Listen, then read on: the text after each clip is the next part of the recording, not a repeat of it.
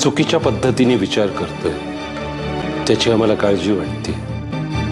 चुकीच्या मार्गाने विचार करून तो स्वतःलाही त्रास करून घेतोय आणि दुसऱ्यालाही त्रास देण्याचा विचार करतोय। अरे ही सूडाची भावना असते ना, ही माणसाला कधी स्वस्थता लाभून देत नाही आणि असं मग अस्वस्थ कलुषित झालेलं मन मानसिक शांतीपासून दूर जायला लागतं। अरे सूडाची भावना ही मुळातच वाईट। ती एकदा का माणसाच्या मनात पेटून उठली ना की मग माणूस नाना तऱ्हेनी चुकीचे विचार करू लागतो, त्याची सारासार विवेकबुद्धी नष्ट होते।